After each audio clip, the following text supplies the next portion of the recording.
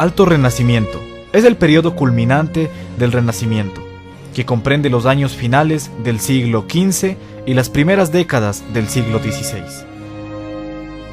Pueden utilizarse como hilos históricos para delimitarlo el descubrimiento de América, 1492, y el saco de Roma, 1527, y como hitos artísticos para iniciarlo la última cena de Leonardo da Vinci, 1495-1497, y para terminarlo la muerte del propio Leonardo, 1519, la de Rafael Sanzio, 1520, o una obra culminante del tercero de los grandes protagonistas del periodo, la Capilla Medicea de Miguel Ángel, 1520-1534. El Alto Renacimiento en Italia.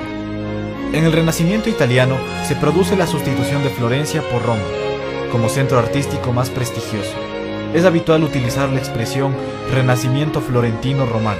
En Roma, el ambiciosísimo programa artístico del Vaticano, la Basílica de San Pedro, la Capilla Sixtina, las estancias de Rafael, atrajo a una constelación de artistas de primer orden: Bramante, Sangallo, los citados Rafael y Miguel Ángel.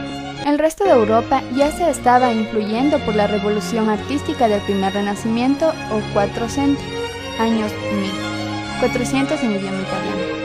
Pero en realidad no fue hasta el periodo posterior, al final del Cinquecento, años 1500 en italiano, denominado Bajo Renacimiento o Manierismo, cuando el impacto del arte de la fase clasicista del Renacimiento alcanzó toda su dimensión.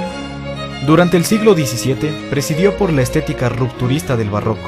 Se mantuvo una tendencia clasicista, clasicismo francés, escuela boloñesa, pintura clasicista, que se prolongó en el siglo XVIII. A través del trabajo de las academias y el estilo neoclásico, más bien centrado en la recuperación arqueológica de la pureza de formas del arte antiguo, y en el arte contemporáneo a través del academicismo, que hasta la primera mitad del siglo XX fue el paradigma oficial del arte, resistiendo a las innovaciones vanguardistas. A mediados del siglo XIX, el movimiento pre-rafaelista pretendió volver a la pureza artesanal de la pintura anterior a Rafael. Alto Renacimiento en el resto de Europa. La recepción de las formas renacentistas italianas había sido lenta y no homogénea a lo largo del siglo XV, pero para mediados del siglo XVI, la extensa difusión de las obras del Alto Renacimiento gracias al grabado y los textos, los tratadistas Vasari, Serlio, Vignola, Palladio, las habían convertido en un canon clásico. El Renacimiento nórdico, especialmente el Renacimiento flamenco, primitivos flamencos, y el Renacimiento alemán, Durero, Ardorfer, Grunewald, Escuela del Danubio, se había desarrollado como un foco autónomo, aunque en relación fluida con el italiano, también marcó un periodo clásico que, gracias a la verdadera revolución social e intelectual permitida por la imprenta de Gutenberg, el Cinquecento o Alto Renacimiento se desarrolló en Roma y Venecia, desembocó en el manierismo. A la caída de los Médicis se dio un verdadero éxodo de artistas que llegaron a Roma. El siglo XVI fue una época de grandes cambios.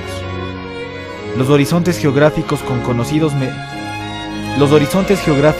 son conocidos mediante el descubrimiento de nuevas tierras. Hay un desarrollo del comercio y de operaciones bancarias.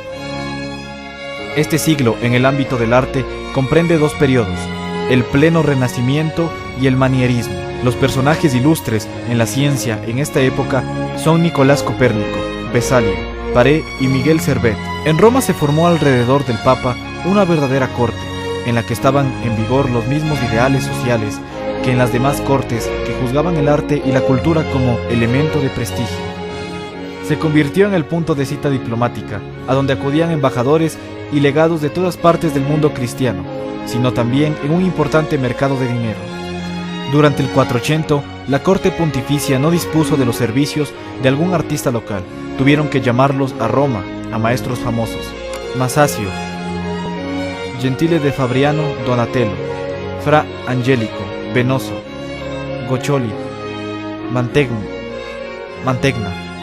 Los ideales del Cinquecento, tanto en la vida como en el arte, era el dominio de sí mismos, la represión de afectos, sujeción de espontaneidad, del éxtasis, el despliegue de los sentimientos, las lágrimas, los gestos de dolor, el desmayarse en la impotencia.